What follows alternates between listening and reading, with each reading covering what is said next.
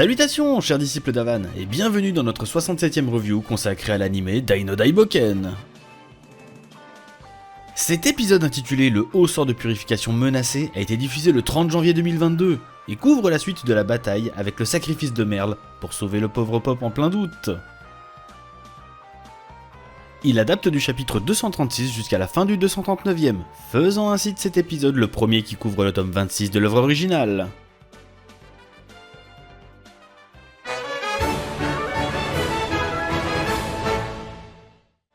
Bonjour, ici le staff. Comme souvent, cet épisode a été sous-traité par le studio Voln et réalisé par Kayona Yamada, qui en est à son 6ème épisode. Daisuke Yoshida s'est occupé du storyboard et comme pour l'épisode 60, il est en charge d'un des grands moments de Pop. Ce duo fonctionne très bien et même si l'épisode est majoritairement narratif, il est réalisé avec beaucoup de soin tout en mettant en avant le talent naturel du seiyuu Toshiyuki Toyonaga. Ce dernier a d'ailleurs évoqué sur Twitter que la scène avec Merle a été spécialement enregistrée en duo avec la seiyuu Konomi Kohara, ce qui permet d'avoir un dialogue bien plus naturel entre les deux personnages. Mika Takahashi propose une direction de l'animation toujours aussi propre avec des designs soignés qui laissent bien transparaître les émotions des personnages. Le tout est supervisé par Katsumi Tamegai. Il est temps d'analyser cet épisode 67 et nous pourrons voir ensemble à quel point le scénario de Riku Sanjo est exceptionnel. Allez, c'est parti.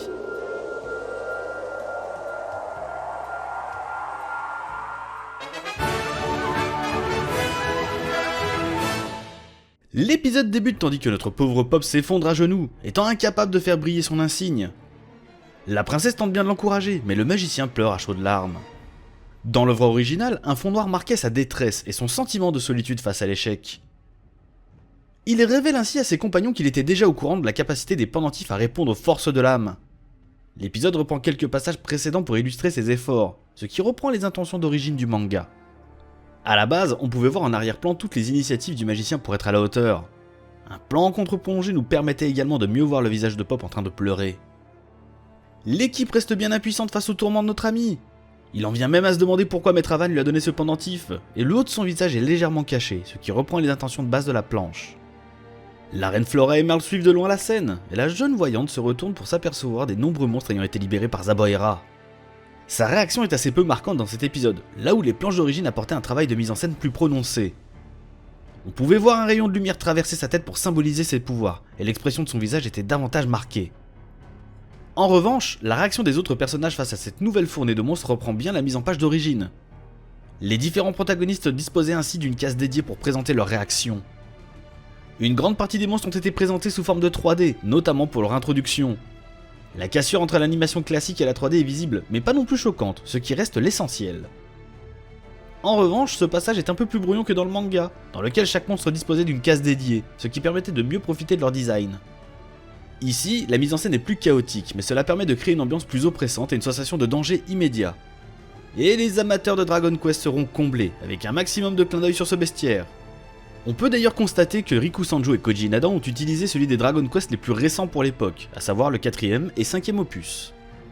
Nous avons donc le droit aux apparitions des Fléogres, des Sanglangliers, Hippothermiox, Bébêtes sauvages, Rhinocéraches, Billettes et Scorpions blindés. Eux apparaissaient déjà dans le manga, et ils en ont profité pour ajouter les monstres suivants. Grand Dragon, les Talons et Nécromanciens. Néanmoins les Chérubus sont manquants, alors que eux apparaissaient dans le manga. Nos amis sont complètement encerclés et le plan reprend bien l'incroyable double page du matériel d'origine. On se demandait bien comment ils allaient pouvoir résister à cet assaut. Une fois n'est pas coutume, Zaboera est très bien représenté avec un travelling horizontal magnifique. Le terrible sorcier révèle que ces monstres proviennent des enfers, et comme ils étaient enfermés dans des sphères magiques, Merle n'a pas pu ressentir leur présence. Un plan digne de ce fourbe de Zaboera. Non seulement ces monstres sont ultra puissants, mais leur nombre est également démesuré. Une remarque de Dai a d'ailleurs été supprimée. A l'origine, le jeune homme faisait allusion aux monstres qu'il avait utilisés contre Deroline. Il s'agissait aussi des monstres des enfers. Il prévenait alors ses compagnons de leur extrême dangerosité. Le sorcier mystique lance la charge, et son design reprend parfaitement la page de base. Toutefois, à l'origine, on voyait également les monstres s'élancer, ce qui aurait pu être repris pour mieux le mettre en valeur en maître de guerre. La mise en scène reste excellente, et on sent bien à quel point la bataille est déséquilibrée. Yunkel souhaite rentrer dans la bataille, mais Flora leur rappelle les objectifs. Ils ne doivent pas sortir du cercle magique et continuer la cérémonie. Le visage de Pop avait l'air un peu plus affolé par la situation dans le manga. En revanche, le faciès de la reine a vraiment bien été repris. Elle garde un visage souriant et confiant, et rappelle au jeune garçon qu'Ava ne se serait jamais trompé sur un choix aussi important. Nova et Crocodile ont conscience qu'il reste les derniers remparts. Le héros du Nord pense bien pouvoir se taper une cinquantaine de monstres, tandis que l'ancien roi des carnassiers pourrait s'en occuper d'une bonne centaine. Les regards qu'ils se lancent reprennent bien les planches de base, dans lesquelles on pouvait sentir un respect et une camaraderie mutuelle entre les deux combattants. De son côté, notre gros rat compte bien se battre également. Le rongeur baigne dans la lumière, tandis qu'il donne du courage au reste de sa troupe.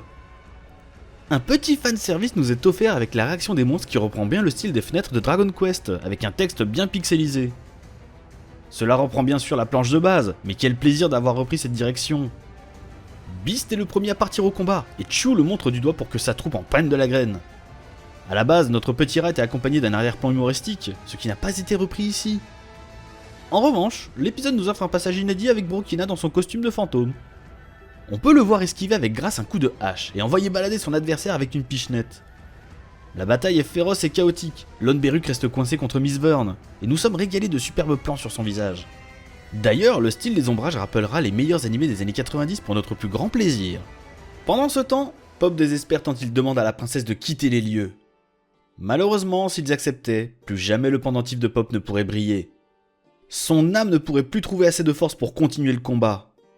Le regard du magicien devient invisible, comme si les paroles de ses amis ne pouvaient plus l'atteindre. Merle ne comprend pas comment un cœur aussi fort ne peut pas faire briller son pendentif. Finalement, le magicien s'empare de son pendentif et demande à ce qu'on le donne à quelqu'un d'autre, car il n'est pas à la hauteur. Il ne comprend pas comment trouver sa force d'âme, le courage, l'ardeur, la justice, la tendresse. Que pourrait-il donc lui rester ? Le pauvre garçon était tellement à bout dans le manga qu'il en perdait ses pupilles, comme s'il s'enfonçait dans la folie. Il refuse de voir autant de monde souffrir à cause de lui. Pourtant, Yunkel lui rappelle que s'il ne faut rien, l'humanité entière sera rasée. Dans le manga, on pouvait voir la réaction de Pop à ce moment-là, le visage figé. Mam essaye elle aussi de lui remonter le moral, en lui indiquant qu'elle l'admire. Mais ça n'est pas ce sentiment que Pop attend, et il lui hurle dessus. Le chapitre 237 se terminait là-dessus, avec un plan sur Mam et Pop sous fond noir, pour souligner le malaise entre les deux protagonistes. C'est à ce moment-là que Zaboira commence à comprendre ce que nos amis veulent faire, et s'aperçoit que Pop ne brille pas. L'occasion unique de le supprimer se présente, et de briller auprès de Vern. L'introspection du sorcier est soulignée par un jeu de couleur violet, mettant bien en exergue sa perfidie. Un magnifique travelling nous permet d'apprécier sa griffe empoisonnée, ainsi que son sourire édenté. Et plusieurs pages ont été supprimées à ce moment-là. A l'origine, Chu se battait auprès de plusieurs membres de son armée. La plupart étaient défaits, et deux chérubus qui se moquaient de leur faible puissance. Le gros rat insistait alors sur son sens de la justice, et utilisait avec humour l'arme que Badok lui avait confectionnée. Les amateurs de ce personnage trouveront peut-être dommage d'avoir retiré ce passage. Cela a probablement été fait pour garder une sensation de tension, et pour uniquement utiliser les passages sérieux du champ de bataille. Mam ne comprend pas la réaction de Pop, qui reste bien silencieux. A la base, une case gardait uniquement ces deux protagonistes pour marquer leur relation, ce qui n'a pas été gardé ici où des plans larges ont été utilisés. Merle sait bien que Pop réagit de cette façon parce qu'il aime Mam, mais il n'ose pas lui dire. La jeune voyante est arrêtée brutalement par une sensation de danger. Le changement brutal de couleur dans cet épisode nous emporte avec elle dans son trouble. Dans les planches d'origine, la jeune femme était entourée d'une aura maléfique symbolisant le danger environnant. La cause est évidemment cette ordure de Zaboira qui a concentré son énergie dans son arme, tandis qu'il attend patiemment le bon moment pour passer à l'attaque. Un plan sur son œil révèle une nouvelle fois l'étendue de sa perversité. Pop est à bout et ne supporte plus de voir autant de morts par sa faute. On peut ainsi voir en arrière-plan derrière lui le carnage qui est en train de se produire. L'épisode apporte d'ailleurs quelques plans inédits intéressants, comme un soldat pleurant la perte d'un de ses frères d'armes. Épuisé par la situation, le jeune homme s'éloigne du cercle et finit par prendre la poudre d'escampette. Cette raclure de Zaboira profite de ce moment pour envoyer son projectile sur Pop avec une superbe animation. Malgré les cris du forgeron, personne ne peut arrêter la griffe. Du moins, c'est ce qu'on croit jusqu'au dernier moment, puisque Merle utilise son propre corps pour protéger le jeune magicien. La scène est vraiment réussie, avec un superbe ralenti de la jeune femme qui s'effondre devant le magicien.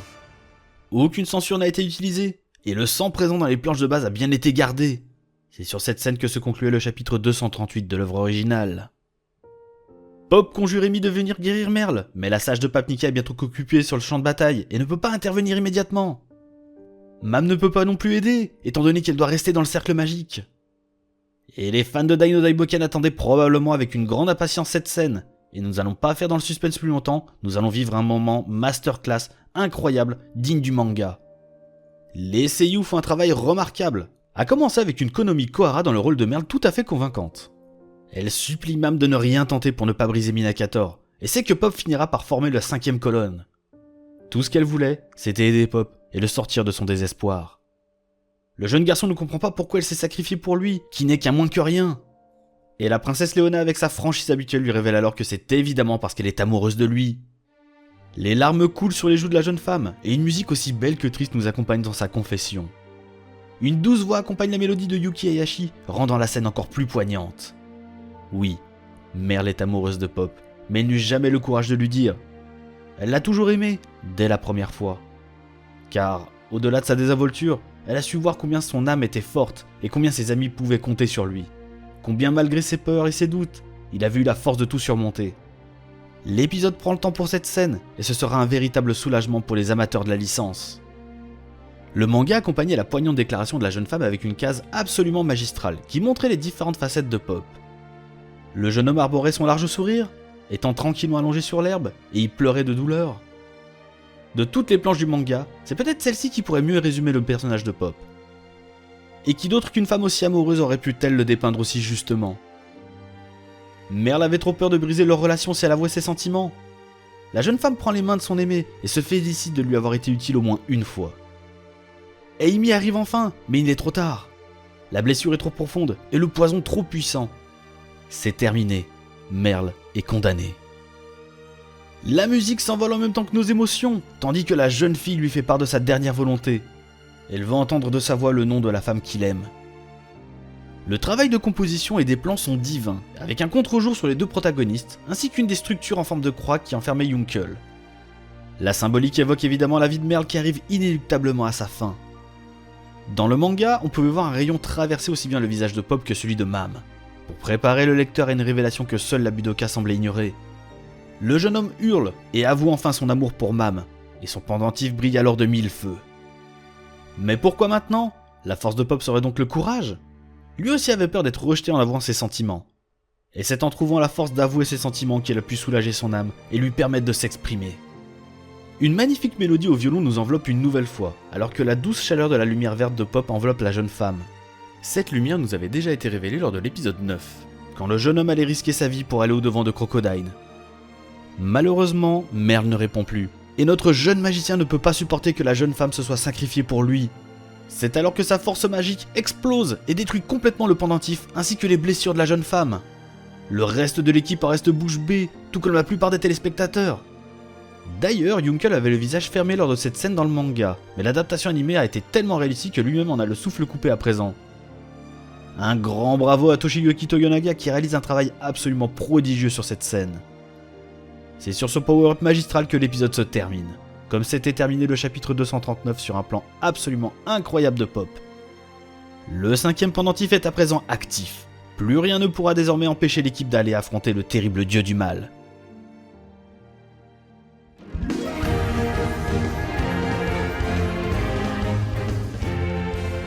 N'y allons pas par quatre chemins. L'épisode est magistral et a réussi à délivrer toute l'émotion du manga. Le sacrifice de Merle pour permettre à Pop de révéler ses sentiments est un moment fort de la série, et nous avons vécu ensemble un véritable moment de grâce. La première partie de l'épisode est très efficace, avec une utilisation mesurée des scènes en CGI et un rythme excellent. On ne voit vraiment pas le temps passer, et les échanges de coups sont terriblement efficaces. Zaboera est également bien présenté avec de beaux plans sur son visage machiavélique. Certains pourront être déçus par la suppression des scènes humoristiques avec Chiu, mais nous sommes convaincus que ça la part d'un bon sentiment. L'épisode étant marqué par un ton résolument sérieux, cette scène aurait probablement fait un peu tâche. Quant à la seconde partie, que dire sans rentrer dans les superlatifs ? Graphiquement, le résultat est à la hauteur des enjeux avec un travail convaincant sur les ombrages. Les plans et la mise en scène sont aussi très recherchés, afin de rendre hommage au matériel d'origine. Les seiyuu ont également tout donné, avec des interventions d'une grande justesse et jamais dans l'outrance. Enfin, Yuki Hayashi nous a proposé des musiques incroyables, douces, tristes et solennelles, qui ont permis de décupler l'émotion du manga. Oui, Dai-no Daiboken est une œuvre incroyable, et cet épisode a réussi à rendre hommage à l'une de ses scènes les plus mémorables. Cela restera sans aucun doute comme l'un des plus grands succès de cette adaptation, et nous sommes convaincus qu'il aura donné la larme à l'œil à bien d'entre vous. Un grand bravo à l'équipe d'animation, et merci pour ce cadeau que nous attendions depuis tant d'années. Et vous, qu'avez-vous pensé de cet épisode 67 ? Cette 67e review est désormais terminée, nous espérons que vous l'avez apprécié. Si vous aimez nos vidéos et que vous voulez nous aider dans notre grande aventure, vous savez ce qu'il vous reste à faire pour nous donner le courage de continuer. Vous pouvez également nous suivre sur nos réseaux sociaux respectifs, ainsi que de nous rejoindre sur notre Discord, dont les liens sont évidemment en description. Allez, remettez-vous vite de cet épisode, prenez soin de vous chers disciples d'Avan, et à la semaine prochaine.